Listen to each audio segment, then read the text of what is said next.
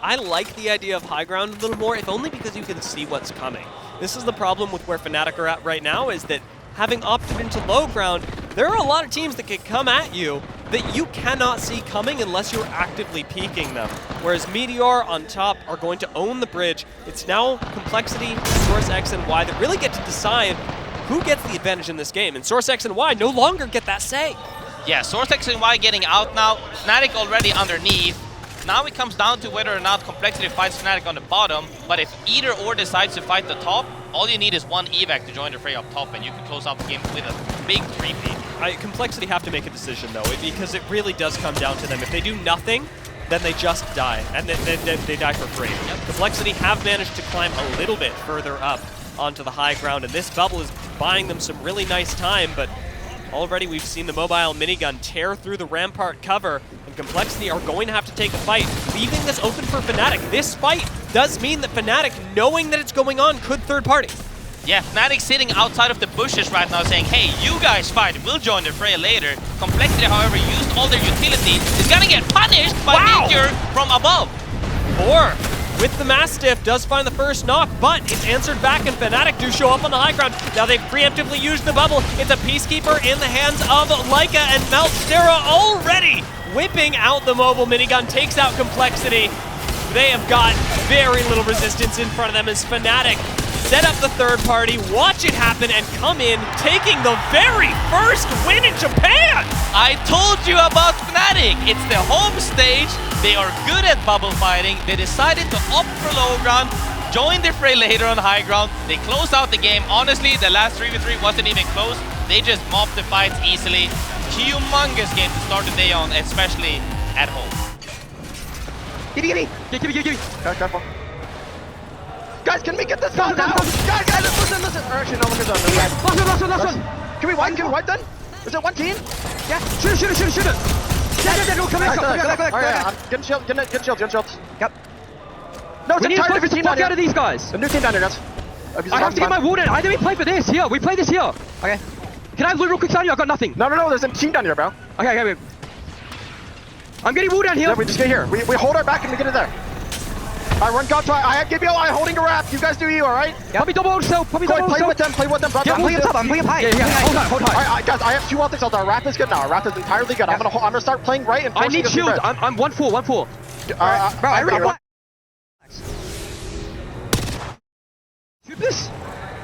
Shoot them in corner. So much damage on. They're all in this wall, bro. They're all in the wall. Okay, carry the walk up left. Matt, carry left. Give out the. Alright, I don't need to use up. I don't need to use up, alright? Yep. We're out here. Picking. We're chilling. I'm gonna give you all right. I need some shotgun ammo. Dropping you. Okay. I'm good. Burning them there. Body down below. That's fine. Just worry about this team. I'm gonna give you out the. I'm shooting wall. Give you out the. Can you get over here? We're gonna slide and play for a second. No wall's hit. Bobbing here. I have no shotgun ammo. I can drop you all it. Okay. Take this. Look here. Get all in. Four. No. Corey, look right. Get walls. Get walls right. Jim, you got the wall. Yes, I do. I can wall on them. Shoot them. I can wall on them. Yeah, do it. Yes. Fight. Nice. He's moving back. Play back. Kitty one. No. You got the one, guys. We got one. Just letting nice. Really good. In the nick of time as 100 Thieves come up from below to sneak the win away from them. That was such a fantastic endgame, but Shopify Rebellion could have learned a lesson from France. You cannot fight a war on 2 fronts. Yeah, that's the thing, is that regardless of not winning or not, they had so many kills that pushes them up really far. But like you said, 100 Thieves came in waiting for the 3P to clean up the fight because it's chaotic. When you have that many areas and you need to deny everybody, I think they killed like 5-6 teams with the Sheila and stuff. Yeah. So when it's that many teams going down, essentially at some point, high or low will be free. Whichever side is free gets the 3P. 100 Thieves takes home the win, and that's really solid. Now we shall see who pushes who into what. TSM is looking in the best spot right now because I believe, speaking of how the zone is closing towards, VP should be further closer to Guild than TSM needs to go up fast. Also depends on if they have evacs or not. But I think that the top teams should have to fight unless something drastically happens. Wasting bubble early now could be risky. It's tough because, well, TSM moving up this zip line is the right play for them. Yeah. Virtus.Pro committing to that fight is absolutely the wrong play for them.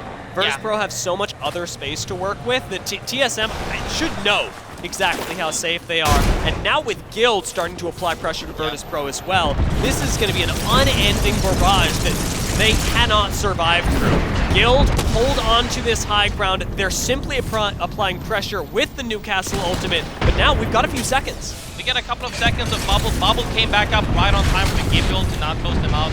Now they have to decide, do we drop to play for second or do we try to play for first?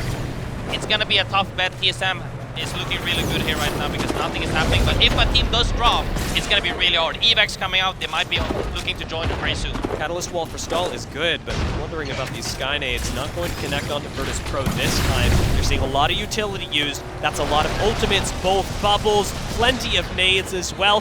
Phony actually managing to shoot out the evac tower, denying TSM the rotation up. Guild set up, but TSM trying to take the evac tower, do not make it, so it's just these two.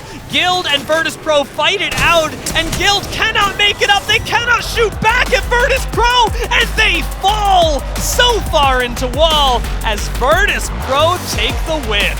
That's the biggest thing we've seen. I'm gonna say a quick play-by-play. They used Bubble early to bait out the Gibeon. Managed to get Bubble back for the second part so they didn't go down.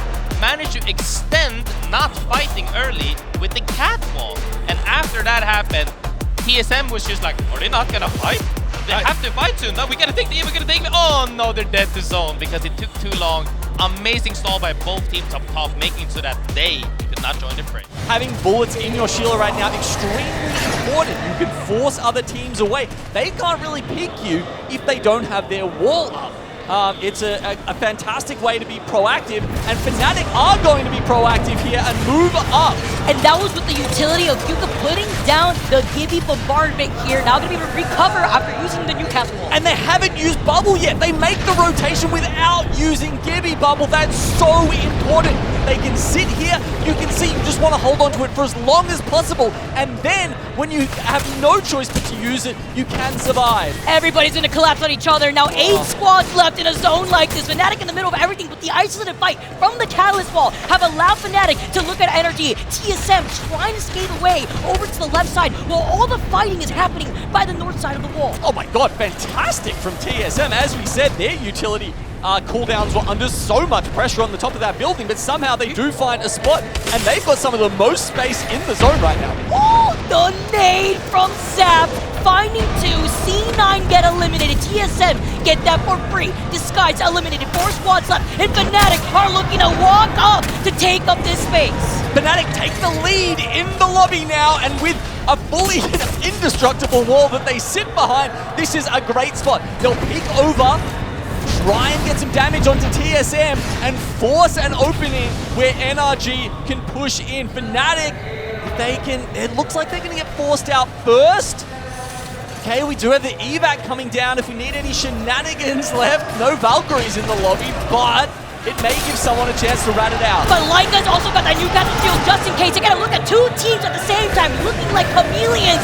The little delay on the Newcastle wall. Yuka looking to the right. They have to make sure both teams feel the pressure. TSM get another knock. Fnatic get eliminated. Reps is the last one alive here on the other side from the and NRG with the patient play.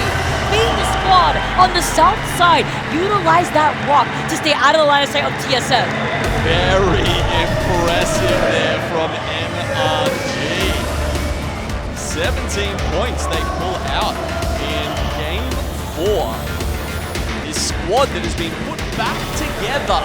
I think Fnatic also, they're on, as you can see in that little cutout there, they will have quite a bit of space, quite a bit of time.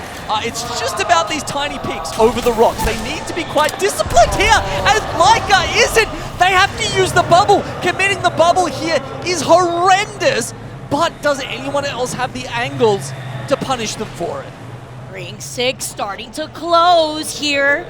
Not having that bubble is going to be extremely important. If someone has a Gibby ult, they want to pop it immediately after this bubble goes down. That would be a fantastic time. And there you go. It comes down. Can they weather the storm? Proton also has the Newcastle barrier ready to go with that wall. You're talking about the bombardment here now as Fnatic still playing off the edge. They dodge it! It's too early here. They dodge it, yeah, they're just in a nice little cut in the rock where not too many of the missiles hit them. That's fantastic. A little too early. Proton now dropping down. I like these angles though. He gets the stick in that moment. He drops down and he goes into the line of sight of that Sheila. Level Ace being the Valkyrie though in this team. Maybe able to dip and dodge if they can. I mean, we've been waiting No to way. see Level Ace, and Oh, what no, did he's he dead. do here? He's dead. Going for the Valk ult, but unfortunately, Johnny, well, actually, no, that was actually why, yeah, grabs the down. Fnatic here though, the pace is paying off. Shopify now losing out on MT, playing around the rocks. The PK, he accidentally picks up the banner, maybe trying to look for a shield swap. This is Fnatic, the patient play after they originally lost cycle, maybe able to clutch. A great slam, it pushes all of them out. And now, this is the opportunity for Fnatic to potentially take another dub, but the Sheila from the high ground is a nail in the coffin for Fnatic to take 2 dubs in this series. Beautiful start here for the hometown advantage squad of Fnatic. Nice little spot up there by Shubi. Unfortunately, he's only a solo, so he probably doesn't want to draw too much attention to himself. 100 Thieves, however, maybe they're looking to pick up their second as they move in from the opposite side to Complexity. It very much feels like it's going to come down to these two. VP struggling now as their wall gets shot out. Meanwhile, Shubi was able to use the Newcastle wall to reposition directly smack dab in the middle of this zone. Complexity moving up though while trying to actually collapse on 100 Thieves. VP out of the fray while looking at all these teams play ring around the rosy around the bull. Beautiful shots from Design here with the Sentinel. We've been seeing him get mad pigs here on the kill feed too with the Senti. While VP slowly, as Slayer and Lou are incredibly low but may not have the time to reset. Yeah, you can see Lou just trying to pop a syringe. Does he have time to get in there? Well, they have this inside. The ult's coming down upon them. The single, the solo of Shubi now going down. Now finally being able to take that spot here too. I did see there that VP still had that Newcastle wall that they could utilize and manage to try to take height, but they can't try to overextend or else they're going to be forced to play for third. Usually you're worried about who has to drop first. In this game, it's the opposite. Who will have to climb onto this rock here as all 3 of the teams are currently hiding below it. A big slam up onto it. Virtus Pro move first. And the counter pick from Design, so he is able to use his slam on the Newcastle second. That is what gives you the advantage in these fights with this Newcastle meta. And 100 Thieves are still king of the high ground for now. But is second better or is third? Complexity presumably still have their wall in, but will they even get a chance to use it? Timmy scares them off with the Sheila. So much damage coming out in such a short time. Look at the stare down. Look at the weight. Nobody wants to commit first between these Newcastle mobile barriers. 100 Thieves are cleaning up before being the champions of their 6th game in the series.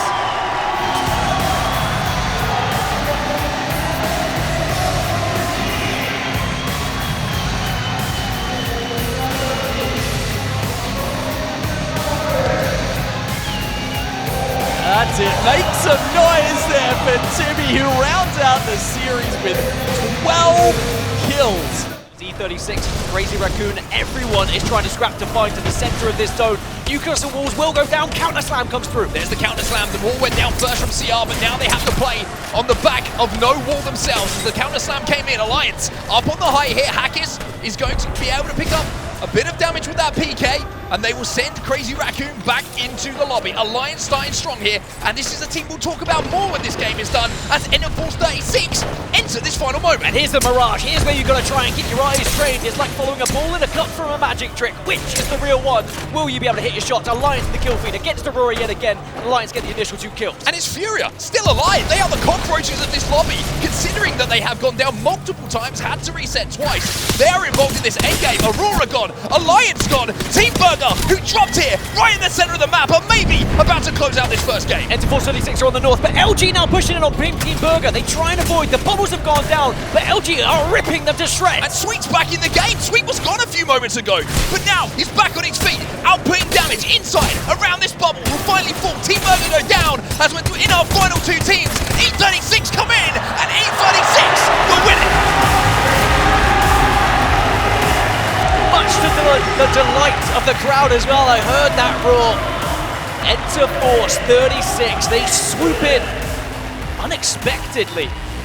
You look at the position of some of the other teams, maybe there was an opportunity for someone else to take away that victory, but it was all about avoiding the fight at the right time. 8 squads remain, as that zone still has a lot of time before it closes. You don't want to be the first to move, but you don't want to be the last to move as well. Dreamfire were also eliminated in 9th position, but now this zone is going to force these squads on the north all together. By the way, Liquid Alienware still alive on the southwest. Remember that big rotation we saw from southwest to south? They surpassed other teams, they took down Stallions, and now they hold a very commanding position here. Furia, by the way, alive, kicking, and on top of the building with Zero Tenacity and Envy underneath them. Now, they will have to leave this height at some point, and when you leave from height, unless they have the Valkyrie ult available, and I don't think they're going to have time to get it off anyway with the zone closing behind them, they're going to have that second where they will be stunned. Now, can they throw a bubble out to try and land it away from all of this carnage? Gibby ult's down, Bubble's down, everyone is trying to stall. Yeah, a lot of these bubbles have been used, and now Sheila is going to start to sing here, maybe, for She's Gaming warming those vocal Gladiators. cords up. Blast is just waiting for his moment. Blast now, the bubbles go down. And for GG, it's time to shred. For Blast, this must feel fantastic. For everybody else in the lobby who is inside of those bubbles about to watch them fall in front of them, the Sheila up on high could be absolutely devastating. He is picking up so many damage points for his team here as now they move in to pick up some kills. They have to send, they still have the height though, and still hitting damage with this Mastiff. Zero Tenacity, Falcons and Envy eliminated. Down to 5 is Bubble's still alive here. Hack is still alive somehow here as well. Liquid Alienware trying to stick a res in all of the carnage that's going down. Kurev might get this player to his feet. Can he get the armor swap? Yes, he can indeed. Alliance are gone, Fury are gone, but it's GG who commanded so much space, who deal with Liquid Alienware, who deal with the final team and will become your champions here in Game 2. The Split 2 playoffs was a breakout tournament for this trio. The question is, with that win, will they be looking to go one more here in Japan? A little shrug of the shoulders. Easy win, easy dubs. But I have to give them the credit. They were commanding so much space ever since they arrived in that position. They took high ground, but only with 2 of them. They left 1 player on the southern side just to ensure that Team Liquid Alienware couldn't walk up on them. They had angles on them. Stallions are on the other side of this as well. Aurora just round the corner. This is where the Thermites, if they're well placed behind these shields, can really scupper the opportunities of teams. Albraletti back on land 2 years ago was the last time that we saw him on one of these live events, and how much has changed in that time? That frag grenade was perfect from FJ. He just had to stare it down and accept his fate, but maybe he could be picked back up. 8 squads still alive here. Alliance are waiting in the wings though. They pull that trident, they find a position, they have built a base to work with. It's GoNext and Stallions eliminated. Aurora still hold the south though. Aurora hold the south to themselves as well. So Aurora, who made their way into this spot with a trident that had that bubble on it, extended out to clear out this south side, might just about to be watching all of these teams take care of each other. Aurora, the door is open for you to take this game. Aurora should take this game, you'd imagine. The damage now is going to be absolutely shared between all these teams on the north. It's going to be carnage there as Aurora just sits on. They wait and they watch. Well, Aurora bubbled last as well. Alliance are down, Envy are down, Zero Tenacity down, 3 squads remaining, and Oirain still has the Gibby ult as well. He finally gets to expend the ultimate. As GHS and Ring are taking care of each other, all that Aurora need to do here is get healthy before you move in and pick up the win. Surely this is their moment. Should be their moment, will be their moment, as Aurora put their names on the board for match number 3. A trident perfectly positioned to create their own base, and they held the south, and they give us a dance. History made as Aurora give us the first ever synchronized team celebration with choreography. That's why we love them. That's why I love Aurora. Always something original. You got a wallet though, you got a wallet. Yeah, we can. I don't even need to, bro. Come. Okay. Is it in? Yes, the fighting hard. Okay, go. Okay, I'm gonna slam it, Go, go, go, go, the vibe. Full team, full team, full team. I'm on that side. They move the car over. Hackers, a canny move to try and take some extra space inside the zone. A Kraber almost puts the end to their plans. But now, as they move in with only 3 squads left, Alliance in a great spot to beat the 2 remaining Liquid Alienware members and win the game. And getting the dome, having the Gibby ult just in case, ready to go. Hawades gets the knockout to Unlucky, but Hockey's is just built different with this massive Aurora. Now move in, uncontested with 9 impulse with the Sheila to be the nail in the coffin. We saw him lighting up the field with the Kraber too. Back to back, are you kidding me? Look, shout out to Graceful. We were in the talent room just before this, and he was saying how this lobby felt like it was head-to-head, Alliance versus Aurora sometimes, and we literally see it here in the final 3v3. I mean, Alliance honestly did very well to win those last couple of fights and just snowball it enough, but unfortunately, got a little bit too hot there at the end, and Aurora can wait for that bubble to go down. You see the shield up make mincemeat of Alliance.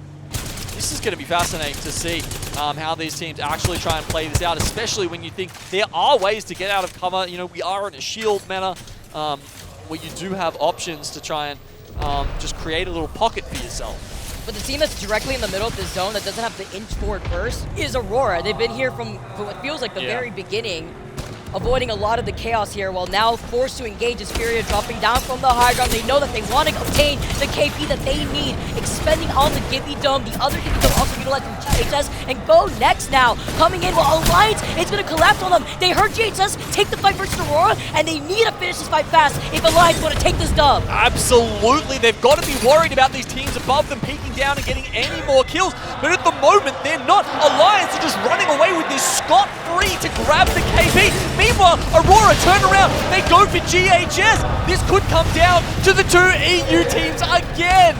Now this is the green light for Alliance to go into this fight to third-party GHS versus Aurora.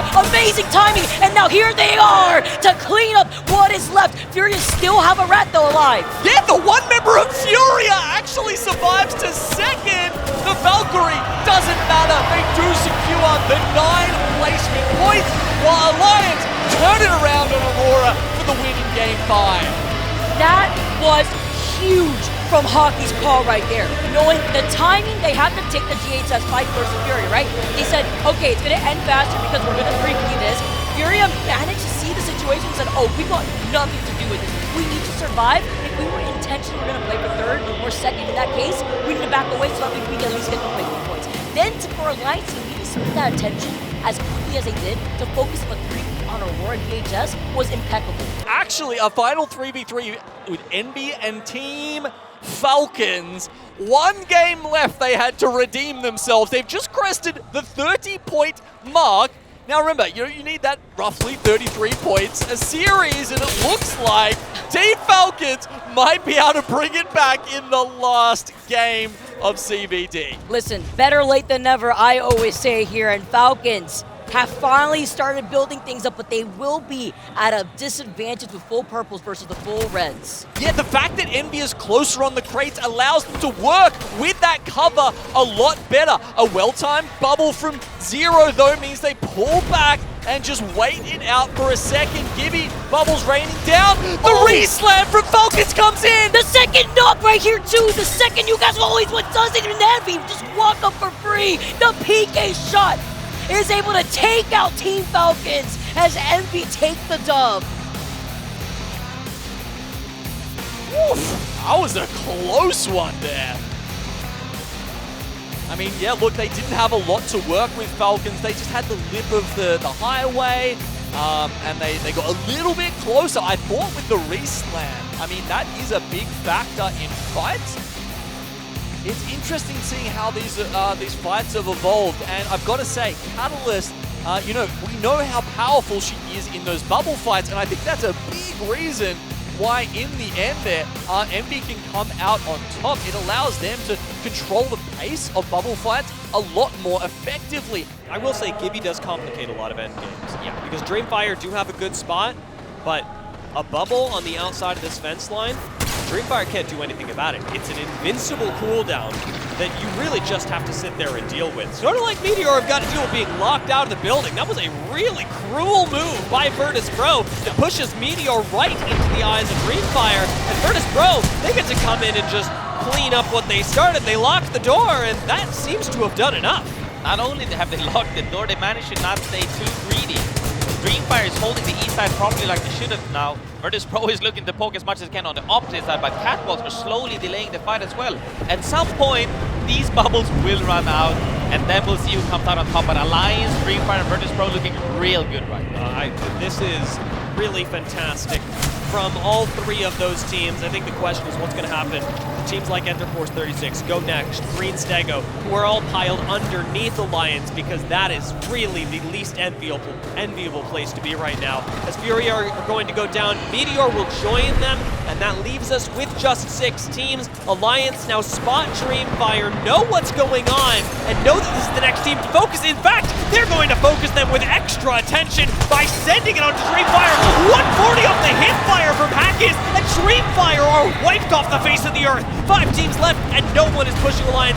No one is punishing this. They set up a Newcastle wall. They've still got time to reset, and Virtus.Pro on the other side have lost 1. Lou's getting res. Slayer plays defense, but again, a re-knock onto Lou. We're playing inside of Newcastle walls. We can do so little, but Alliance can do it all as Unlucky comes in. 3 squads left.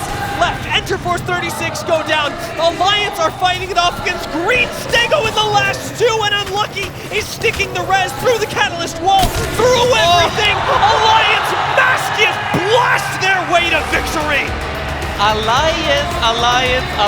That's all we can say, even though we saw 25 kills in the kill feed because everybody got re-res.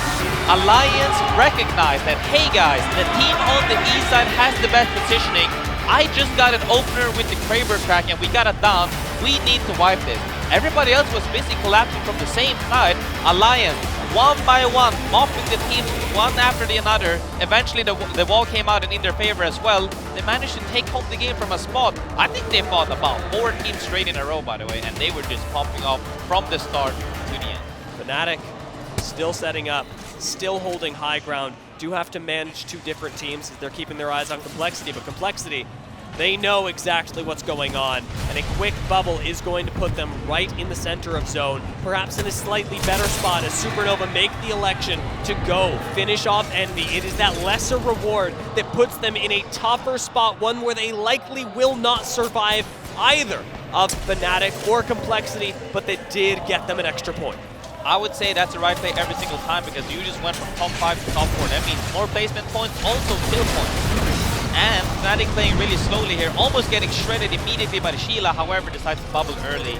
Other teams right now are just, you know, hoping that other teams play a little bit faster, but with the way the zone is moving, it's taking its good time. Look at this. It feels bad to bubble early, but it was smart. You don't want to take risks. And Complexity aren't taking risks either. Not over peeking on these walls. Still waiting for bubbles to come up. We've got our first Gibby ult at the end game coming in. Fnatic moving on to low ground. Complexity not taking the height either. Nobody wanting to step forward. Even Supernova, who have managed to survive for so long, are dipping into zone to avoid taking the high ground. Now it's 3MC, the last member left is Dreamfire, who's sticking in those top 4, maybe hoping to make it to top 3 as Supernova start taking the fight. It is Monsoon who finds a quick double knock. Dreamfire and Supernova are both down, and it's into the top 2. Fnatic, Complexity, it was always between them, and a Gibby bubble plus an ultimate to go down right on top of it puts Fnatic, puts everyone in the dome with Complexity falling. It's 1, 2, and it's going to be another huge win for Fnatic! Fnatic, oh. Honestly, I'm not gonna lie, I was a little bit scared right there. They managed to actually clear out the solo and be the last to join the fray. I thought at that point, it's a free win. The other teams use their Gibby bubble, we can just Gibby ult them and they're dead. While we have all these fights happening over at Countdown, we cannot forget GoNext and Liquid Alienware. They are the 2 teams on the outside of Countdown that do not have to get involved in this. They have to third party at the right time, and they cannot forget about each other. If one forgets about the other for an instant, they could lose the game. They could be third party, they could be shot in the back, and there would be nothing they could do about it. So as Complexity absorb this fight and do it in stylish fashion, there's a lot of very nice movement in this bubble fight. up against Disguise. Complexity will still win it. GoNext participate, and as GoNext send it, remember what they are giving up. Liquid Alienware fighting on the other side are going to be up against Dreamfire, and just as quickly, Dreamfire are going to evaporate. Liquid Alienware do go down, but Dreamfire follow immediately, and it's GoNext that now get to come in, swoop in, clean up, and claim Game 3. GoNext has shown both aggressiveness of sweeping that fight up north at the end, late part into leading into another finish at the end to close out the game. They've been playing phenomenal the whole game actually, despite needing to run around and reset the event. Came back with that, ended up shooting many good fights, and then at the end we were talking about Liquid as well as GoNext. They actually decided to split and take one side each. However, GoNext seems to have done it more clean. Yeah, I'm looking at the timing just from when we cut between those perspectives. Yeah, I'd say GoNext did it second. Looking at how committed Team Liquid was in their own fight versus GoNext on their third party, I think this was a matter of Team Liquid deciding they were going to commit to one thing, and GoNext going, all right, if they're doing that, we are going to do this, and then we will meet again later, which I think was a very smart decision, very heads-up decision, and a nice read from a team with a lot of LAN experience. GoNext.